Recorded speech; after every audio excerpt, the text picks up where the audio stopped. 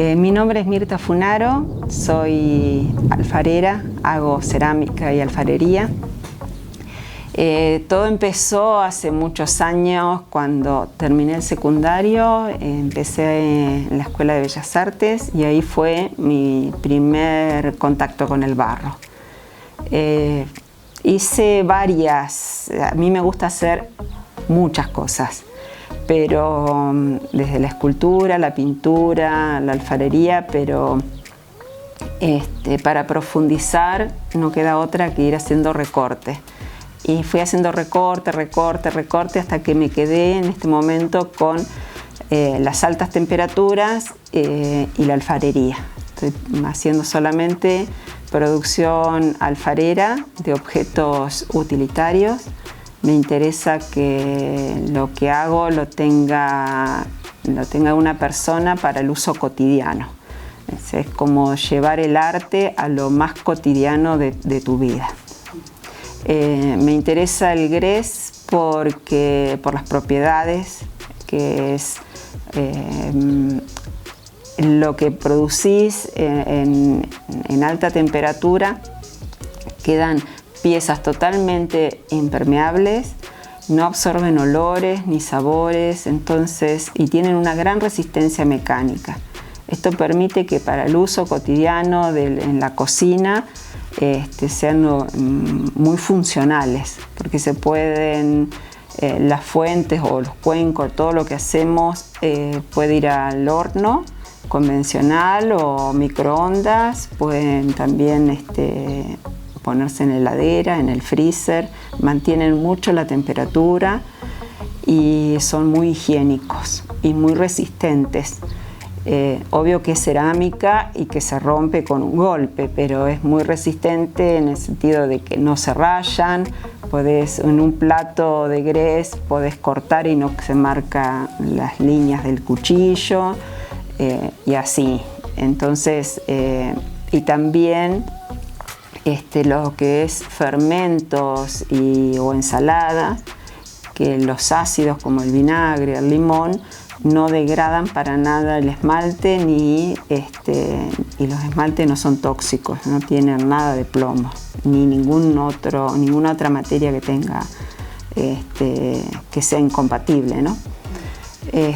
Bueno, todo esto es por eso que fui haciendo el recorte, y dentro del grés, que vas a más de 1200, eso significó preparar una pasta que resista, que no se deforme los esmaltes y ir armando otra paleta con la que me interesa trabajar de colores. Los esmaltes los hacemos también a partir de materias primas. Entonces, una de las materias primas que usamos son las cenizas, y eso le da como mucha identidad al producto porque son cenizas de nuestras plantas nativas de acá. Y después también lo que nos interesa muchísimo, y además porque trabajamos en un colectivo de mujeres con Tini Rivarola, Susana Cortés y también otro grupo que somos las mujeres que nos juntamos alrededor del fuego cada quema, que ahí es un grupo más amplio. La quema a leña tiene otro encanto, que lográs hacer la reducción, entonces las pastas quedan mucho más vidriadas y los esmaltes también con mucho más, que enriquece muchísimo la leña a todo el producto, en el esmalte, en la pasta, en los acabados. La verdad que cuanto más temperatura y más leña, más hermosos quedan. Mi formación como alfarera es un poco, no es académica, porque la escuela más importante que tuve es el Encuentro Nacional de Ceramistas, que es un encuentro que nos juntamos los ceramistas cada 2 años en distintas partes del país, y es un encuentro para transmitir, abrazarnos, y ahí es donde en ese encuentro conocí a grandes maestros y con los que me vinculé y me ayudaron mucho. El primer encuentro fue en el 95 y a partir de ese encuentro que fuimos con Tini Rivarola también, que ella en ese momento no se dedicaba a la cerámica, ahí tuvimos otra mirada de lo que era hacer cerámica y una cerámica mucho más comprometida, con compromiso social, con mucho compromiso con el oficio. Me encantó ese encuentro, conocí mucha gente con muchos saberes y muy generosos. A los 2 años presentamos nosotros acá en La Pampa como propuesta para hacerlo el encuentro y lo hicimos nosotras, ahí sí es en el 95. Bueno, esa es mi escuela, la escuela que yo reconozco como formadora de, bueno, esto que soy. En ese encuentro el maestro más importante que creo que es del país es Emilio Villafañe, que sí fue el que formó la escuela de Avellaneda y ahora que ya está jubilado, sigue con otra hermosa escuela que es Hornos Sin Fronteras.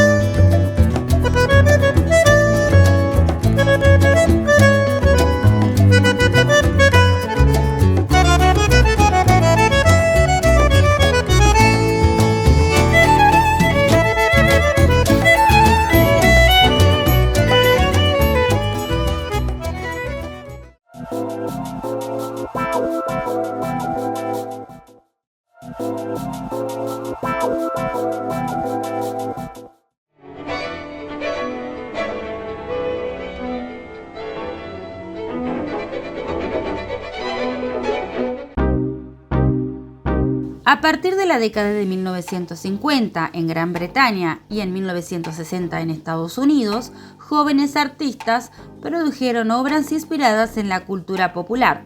Llamada arte pop, este nuevo movimiento se apropió de imágenes de los medios de masas, desde publicidades y tiras cómicas hasta películas y sesiones fotográficas de revistas.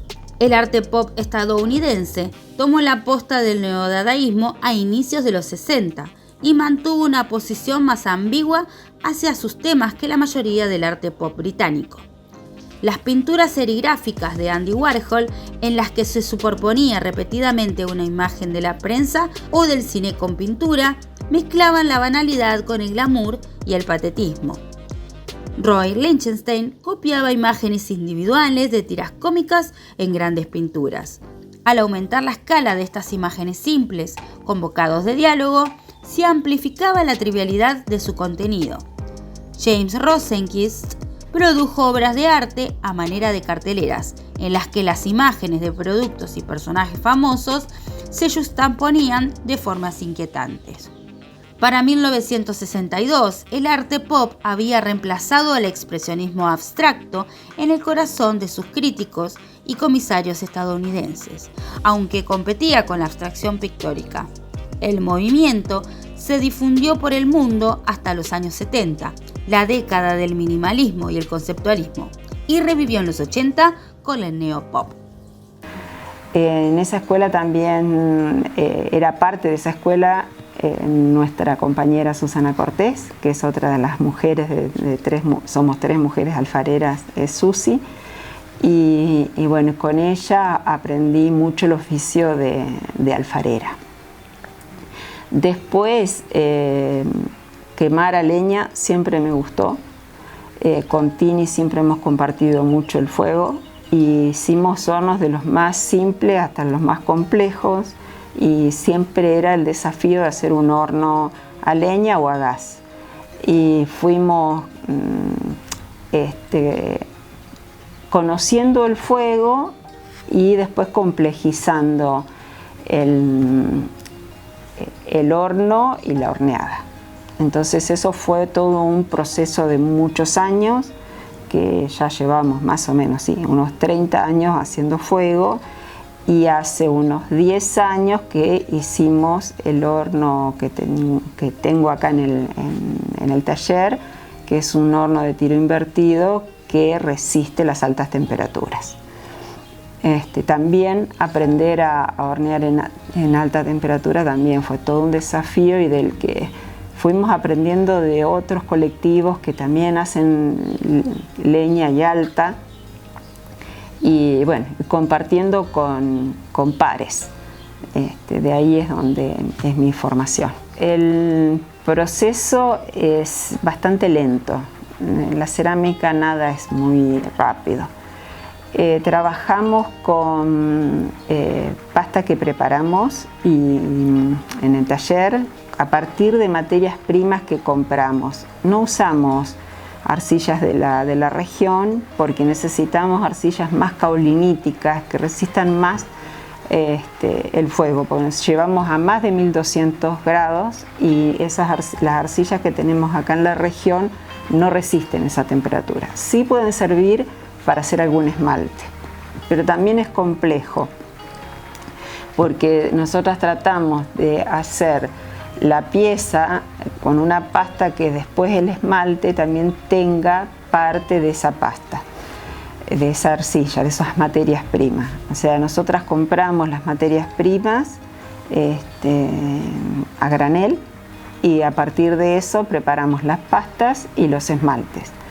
Sí, a los esmaltes les agregamos cenizas de plantas nativas. Después es muy básico lo que hacemos en cuanto a materias primas, y los óxidos que usamos para hacer los esmaltes en realidad son pocos. Usamos unos óxidos colorantes y las materias primas que son las arcillas, el feldespato, cuarzo, alúmina y los óxidos colorantes, y no mucho más. Y las cenizas. ¿Qué pienso? Bueno, todo lo que hago sobre todo es objetos utilitarios, funcionales. Entonces ahí tengo que pensar en que una persona lo va a usar, qué capacidad tiene, si hago una taza y una tetera, que no sea más grande la taza que la tetera, que la taza por lo menos tenga 200 centímetros. O bueno, cada objeto tiene que tener una capacidad, si tiene un asa que puedas ir con tu mano, que sea cómoda para el uso y que sea funcional. Entonces trabajo mucho diseño y función. Y eso por un lado. En el proceso primero es que pienso qué voy a hacer, lo dibujo, lo voy pensando, y después la pasta la preparo en función de lo que voy a hacer, porque si es por ahí necesito una pasta más oscura, una pasta más clara, una pasta que tenga un poquito de textura o que no lo tenga. Bueno, eso lo preparo en la materia prima, la pasta, en función del diseño de lo que quiero hacer. Y después que me siento en el torno, los voy produciendo, y esos hay que esperar después que se seque. Después va una primera quema, que es un bizcocho. Ahí lo hacemos a bajas temperaturas, a unos 900, 1000 grados. Y después viene la parte del color, o no, porque también en el horno a leña a mí me interesa mucho la pieza totalmente desnuda, y que el fuego vaya esmaltándolas y cubriéndolas. Entonces se esmaltan o no, y van al horno, y ahí sí es la gran quema, que tardamos casi un día en alimentar el horno, y después 2 días en enfriarse, recién salen. Así que el proceso es lento, y cuando lo hacemos en el horno eléctrico también, porque la curva de temperatura de subida tiene que ser lenta y bajar también, baja muy lento. Las cenizas que juntamos, bueno, acá en el taller tengo una estufa leña, entonces cuando quiero juntar cenizas de alguna planta en específico que no sea mezcla, unos días o 2 días voy quemando solamente ese tipo de planta, o sea, quemo caldén o quemo molle o algunas plantas, preferimos que sean plantas nativas. Pero no sirve las ramitas finitas, sirven los troncos. De la misma planta sacas distintas calidades de ceniza y distintos colores. No todas queman igual. Después a esas cenizas las tamizo, no las lavo. Hay ceramistas que lavan las cenizas. A mí no me interesa la ceniza lavada, hemos probado lavadas y sin lavar. Creo que tiene otras riquezas en el lavado. El lavado es echar agua hirviendo, dejar que decante la ceniza y vas limpiando todos los carboncitos y demás, todo lo que es sucio se va decantando y después la ceniza queda limpia. Nosotras la limpieza que hacemos por un tamiz. A la ceniza la tamizamos y después así es como la usamos. Y los esmaltes son muy simples, es ceniza, arcilla y feldespato. Y después un color con un óxido o no, a veces lo dejamos con el color que da ese árbol.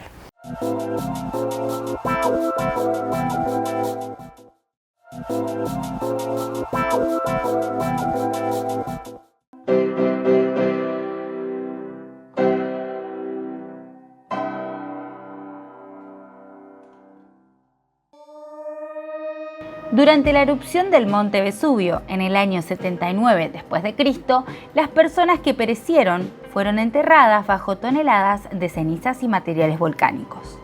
Con el paso del tiempo, sus cuerpos se descompusieron, dejando vacíos en el suelo. Los arqueólogos en Pompeya, al descubrir estos espacios vacíos, vertieron yeso líquido para crear moldes de las formas humanas, revelando de manera impactante las posiciones y expresiones de las víctimas en el momento de su muerte. En este proceso que captura la tragedia de la erupción, ha permitido tener una visión increíblemente detallada de la vida en la antigua Roma.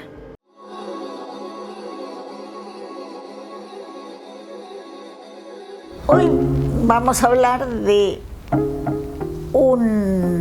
una posición cultural diferente totalmente a la de los impresionistas, que valoraban la luz. Vamos a seguir hablando de los impresionistas, que es parte de la cultura europea y sobre todo francesa. Ahora vamos a hablar de Japón y vamos a seguir en esto a Junichiro Tanizaki. Y él habla del elogio de la sombra. Entonces va a contar cómo en Japón, él dice, bueno, a Japón también está llegando la cultura occidental, con la tecnología, con las luces, pero él, que vivió en el siglo pasado, muere a mitad del siglo pasado, él va a decir, bueno, que en la cultura japonesa lo valorado es la sombra. En parte porque las casas antiguas tenían galerías por afuera y eso hacía que no entrara mucha luz. Tenían candelabros y los candelabros daban una luz especial a los objetos.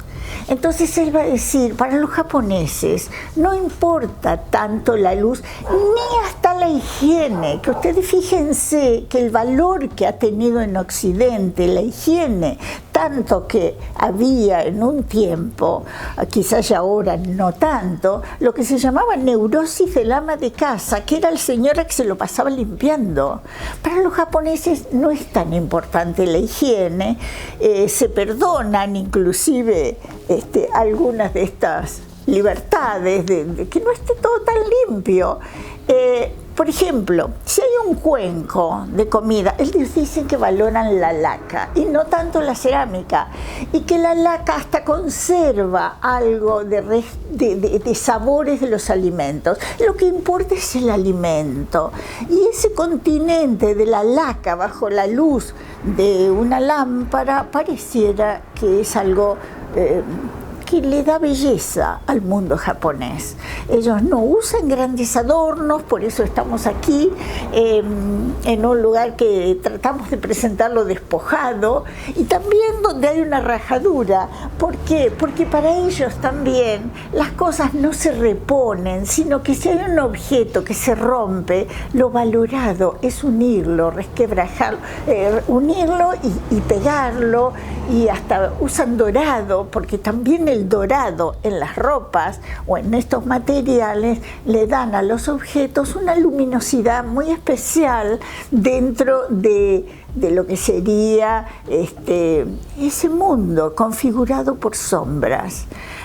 Para ellos las sombras agrandan o dan luz a otras cosas, las personas, las expresiones, la vida que ellos valoran. Contaba que sobre un restaurante, por ejemplo, donde, claro, llegaban las luces y para él despojaban el ambiente de sus características.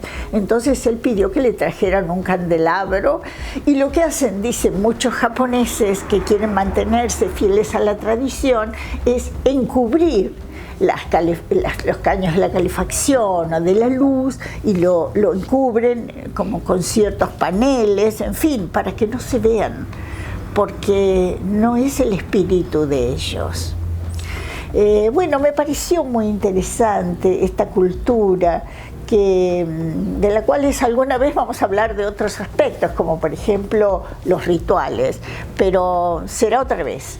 Pero hoy quise presentarles esto porque se contrapone a Occidente, y si bien seguramente yo supongo que en las oficinas o en los bancos japoneses está el modelo occidental, pareciera que hay algo en la vida de los japoneses que añora ese mundo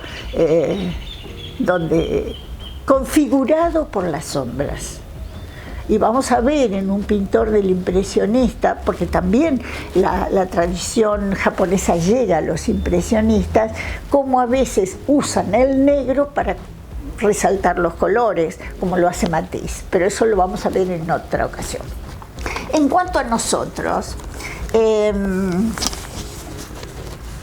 seguimos más la tradición occidental, pero en realidad yo pensaba también en los pueblos, en las casas de campo. Las casas de campo no están tan iluminadas ni tan limpias, porque no es eso valorado. Se valora la vida y se valora como la utilidad de los movimientos y de los objetos.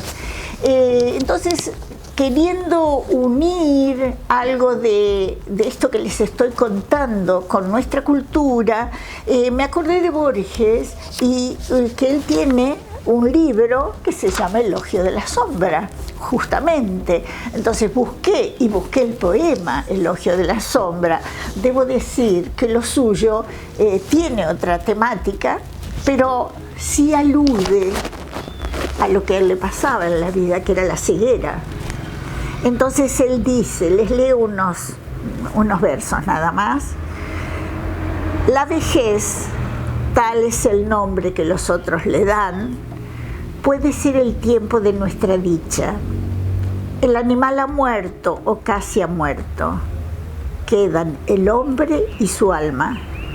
Vivo entre formas luminosas y vagas que no son aún la tiniebla. Gracias.